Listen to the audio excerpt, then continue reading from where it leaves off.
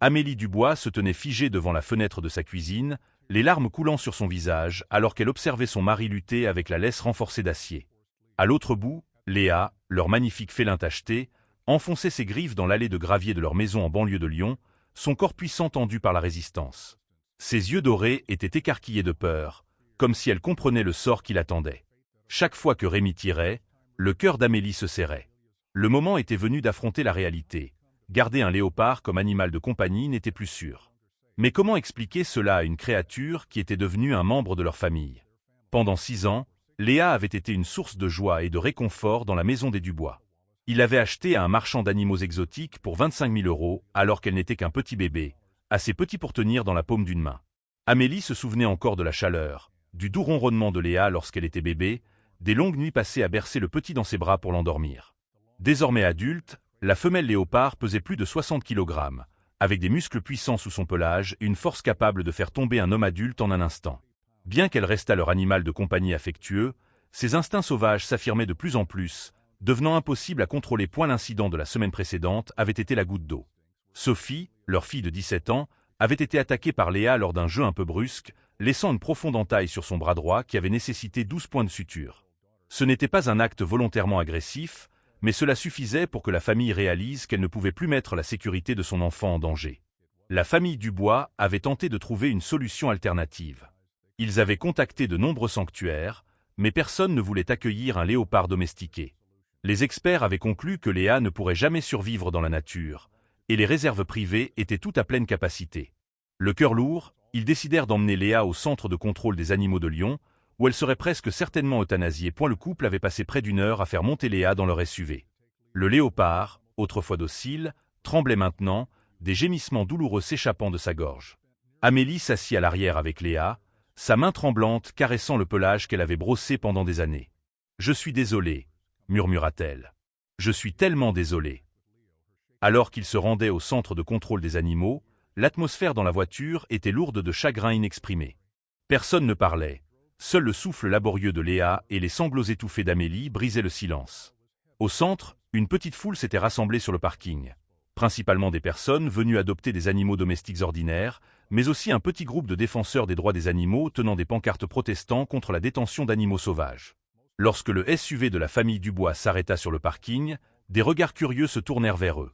Quand la porte arrière s'ouvrit, Léa refusa de bouger. Rémi tira sur la chaîne, mais le léopard se recroquevilla encore plus dans un coin du véhicule, ses griffes agrippant le tapis de sol.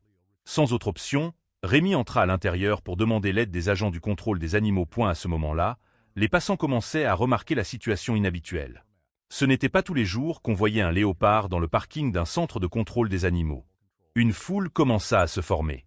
Les téléphones se levèrent pour capturer la scène. Des murmures et des chuchotements se répandirent alors que les gens comprenaient ce qui se passait. Lorsque 2 agents du contrôle des animaux approchèrent de la voiture avec Rémi, Léa émit un son que personne dans la foule n'avait jamais entendu de la part d'un léopard. Un cri sanglotant, presque comme des pleurs humains. Ce son déchirant traversa l'air, réduisant la foule au silence dans un mélange d'étonnement et de tristesse. Les agents avaient préparé une perche avec une boucle à l'extrémité. Ils essayèrent de tirer Léa hors du véhicule, mais le léopard resta fermement ancré dans le coin. Ses pleurs devinrent plus forts, plus douloureux, attirant encore plus de curieux. Une femme dans la foule commença à enregistrer une vidéo, étouffant ses propres larmes en capturant le magnifique léopard en pleurs, luttant contre son destin.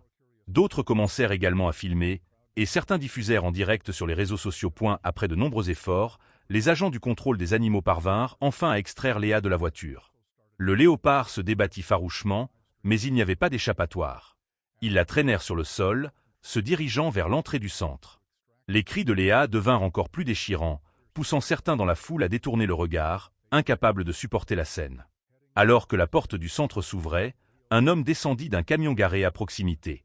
Il portait un uniforme vert avec le logo de l'Association internationale pour la conservation de la faune, AICF, sur la poitrine. Ses yeux s'écarquillèrent en voyant le léopard traîner vers le centre.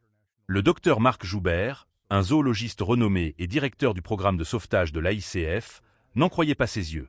Il était venu au centre de contrôle des animaux pour déposer un écureuil blessé soigné dans leur centre de secours.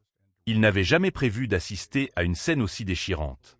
Il ne fallut pas longtemps au docteur Joubert pour comprendre ce qui se passait. Avec plus de 20 ans d'expérience dans la conservation de la faune, il reconnut immédiatement qu'il s'agissait d'un léopard domestiqué amené pour être euthanasié. Il se précipita à l'intérieur du centre, déterminé à intervenir avant qu'il ne soit trop tard. À l'intérieur, Amélie et Rémi Dubois remplissaient des formulaires, le visage marqué par la douleur. Léa avait été placée dans une pièce de détention séparée, ses cris résonnant encore dans le couloir.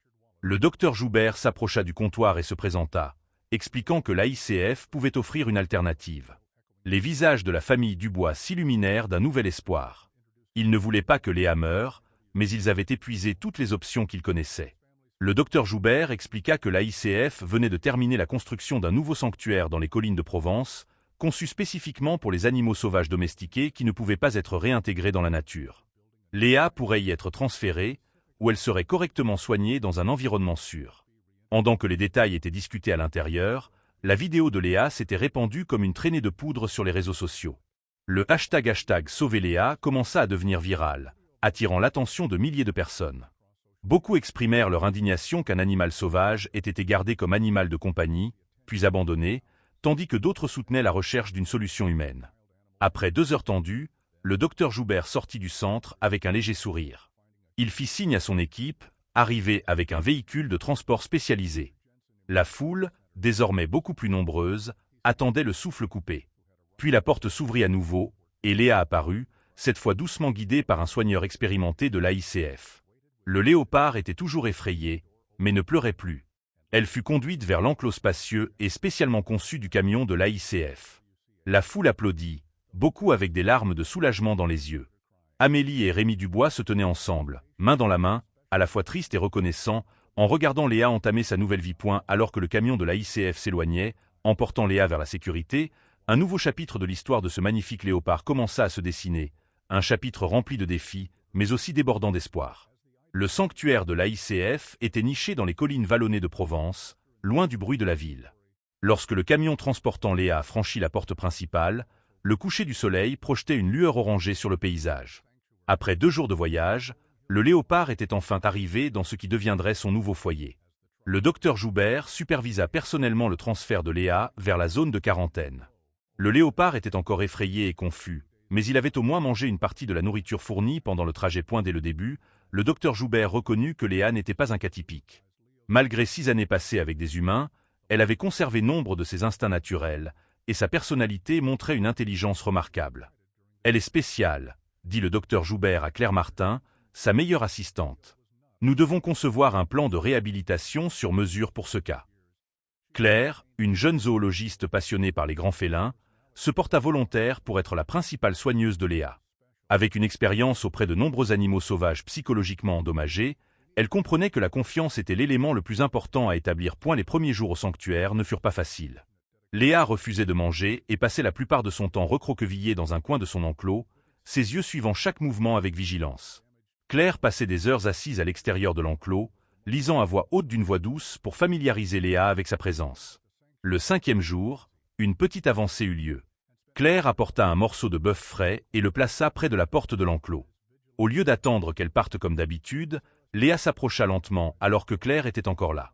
Le léopard regarda directement dans les yeux de Claire, puis baissa la tête pour manger. Ce fut le premier moment de confiance. Avec le temps, Léa commença à montrer des signes de rétablissement. Elle commença à explorer son enclos spacieux, grimpant sur les branches disposées pour simuler un environnement naturel.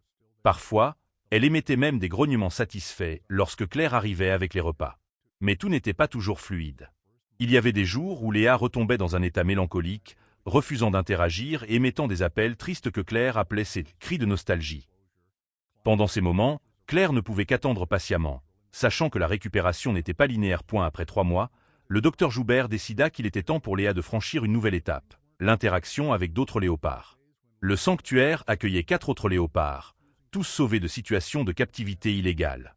Ils choisirent Luna, une femelle léopard plus âgée et douce, pour être la première compagne de Léa. La première rencontre eut lieu dans une zone intermédiaire avec des barrières de sécurité séparant les 2 félins. La réaction de Léa étonna tout le monde. Au lieu de peur ou d'agressivité, elle montra une immense curiosité.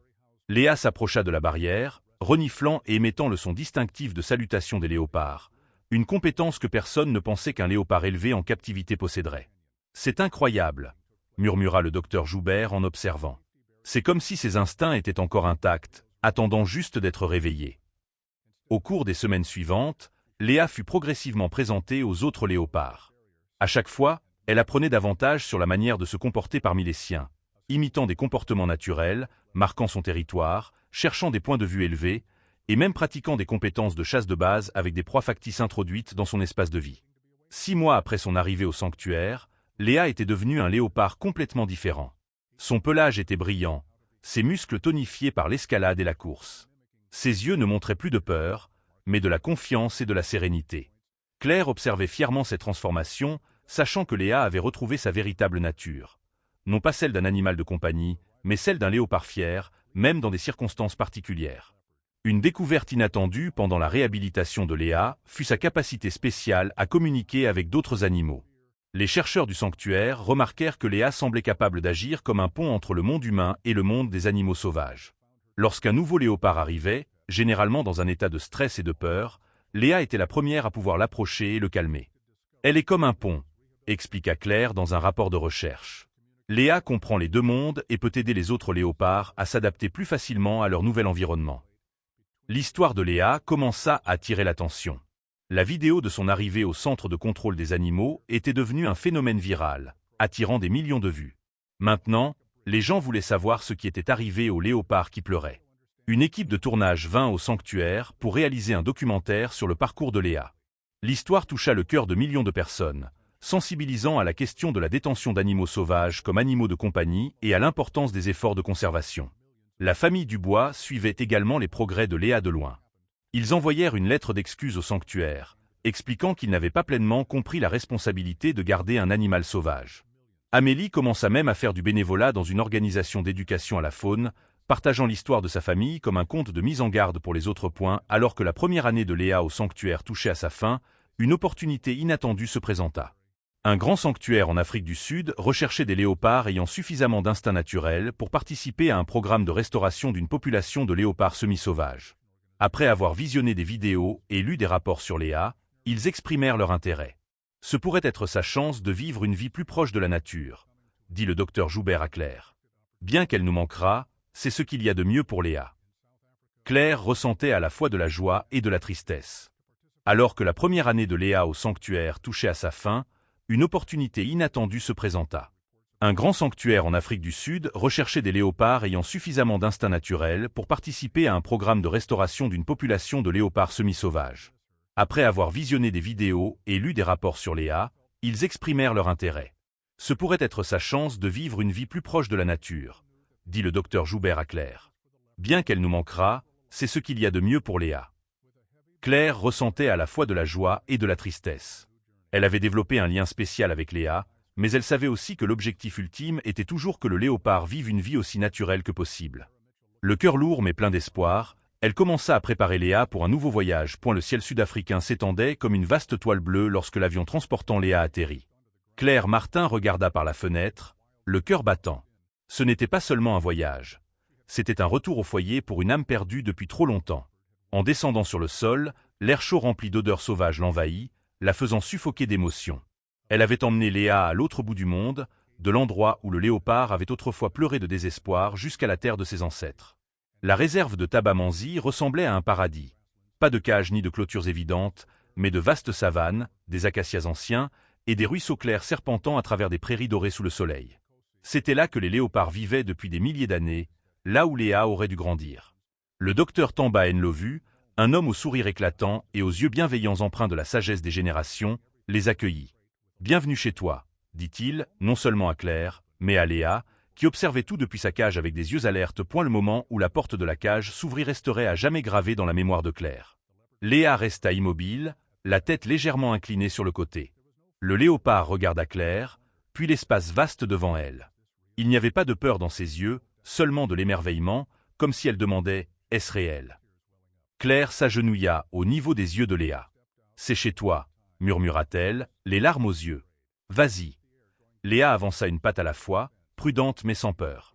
Elle renifla l'air, prenant de profondes inspirations d'odeurs que, profondément dans son ADN, elle reconnaissait. Le vent souffla à travers son pelage tacheté, et Claire pouvait voir un changement subtil. Le corps de Léa se détendit, Ses yeux s'illuminèrent, et elle sembla se tenir plus droite, plus fière. Au cours des 2 semaines qui suivirent, Claire assista à un miracle. Léa n'avait pas besoin qu'on lui apprenne à être un léopard, elle le savait déjà. Chaque jour, elle devenait plus forte, plus rapide, plus confiante.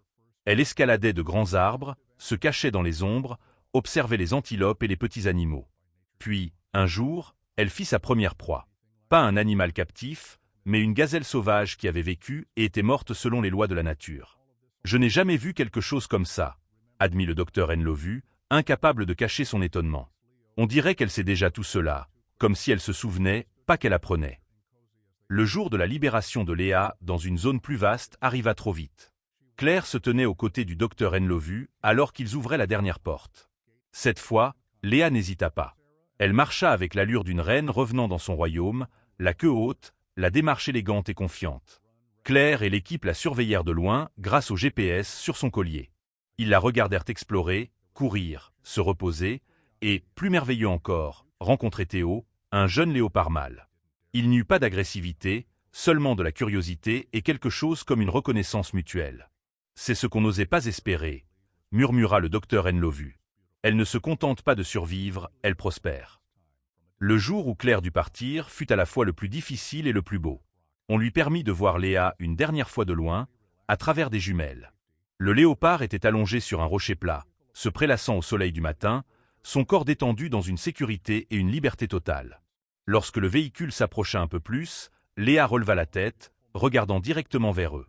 Même à cette distance, Claire savait qu'elle l'avait reconnu. Un long et magnifique moment passa. Femme et léopard, 2 êtres de mondes différents, se connectant à travers la distance et le silence. Puis Léa se leva, s'étira dans un mouvement gracieux, et, après un dernier regard, se tourna et disparut dans les buissons point. « Adieu, mon ami », murmura Claire, les larmes coulant librement. Mais ce n'étaient pas des larmes de tristesse. C'étaient des larmes d'accomplissement, de témoins d'un cercle parfait qui se refermait. Dans l'avion de retour, Claire ne pouvait s'arrêter de penser au voyage de Léa. D'une créature emprisonnée dans une vie qui n'était pas la sienne, pleurant de désespoir alors qu'elle était traînée vers ce qu'elle pensait être la mort, à une reine fière de la savane africaine, ce n'était pas seulement une histoire sur un léopard. C'était une histoire de rédemption, de trouver sa place, et du pouvoir guérisseur de la liberté. De retour en France, Claire créa la Fondation Léa. Pas pour chercher la gloire ou la reconnaissance, mais pour sauver d'autres créatures comme Léa, des âmes prises entre 2 mondes. Chaque histoire de succès, chaque photographie d'un animal rendu à la liberté, chaque lettre d'un enfant promettant de protéger plutôt que de posséder des animaux sauvages, étaient les plus grandes récompenses. 1 an après que Léa eut goûté à la liberté, des nouvelles vinrent d'Afrique du Sud. Elle avait donné naissance à 3 petits avec Théo. En regardant les photos des caméras de surveillance, Claire ne pouvait s'arrêter de pleurer. Léa ne se contentait pas d'exister, elle créait un héritage. Ses enfants grandiraient en liberté, ne connaissant jamais les chaînes ou les cages, n'ayant jamais à verser des larmes de désespoir. 5 ans plus tard, Claire retourna en Afrique du Sud. Depuis un jeep à une distance sécurisée, elle observa l'incroyable Léa, plus forte et plus confiante que jamais, menant non seulement sa première portée de petits, maintenant presque adulte, mais aussi une nouvelle portée de 3 petits. « C'est incroyable », murmura le guide. « Elle est devenue l'une des mères les plus réussies de notre programme. » Alors que la famille de léopards traversait la savane, Léa s'arrêta soudainement et tourna la tête vers le véhicule. Même à cette distance, Claire pouvait sentir son regard. Ce n'étaient plus les yeux de la peur ou du désespoir, mais ceux de la force, de la confiance et peut-être de la gratitude. Un moment de silence passa. Puis, avec une beauté naturelle qu'aucun léopard captif ne pourrait posséder, Léa se tourna, menant sa famille à l'ombre des acacias africains. Pas une créature domestiquée, pas un animal de compagnie, mais ce qu'elle était toujours destinée à être, un léopard libre. C'était le véritable héritage de Léa. Pas seulement les enfants qu'elle avait mis au monde en liberté, mais son histoire, qui avait touché le cœur de millions, changeant les lois et les attitudes sur la détention d'animaux sauvages en captivité. Du cri douloureux d'une créature injustement traitée au rugissement confiant d'une reine de la savane, le voyage de Léa était devenu un symbole d'espoir, de résilience et du pouvoir guérisseur de retourner là où l'on appartient. Chaque fois qu'on demandait à Claire si un animal sauvage domestiqué pouvait vraiment retrouver ses instincts naturels, elle se contentait de sourire doucement. Elle n'avait pas besoin de répondre. La réponse rôdait librement dans la savane africaine, enseignant à ses enfants à vivre comme de vrais léopards, comme s'il n'y avait jamais eu d'autre temps.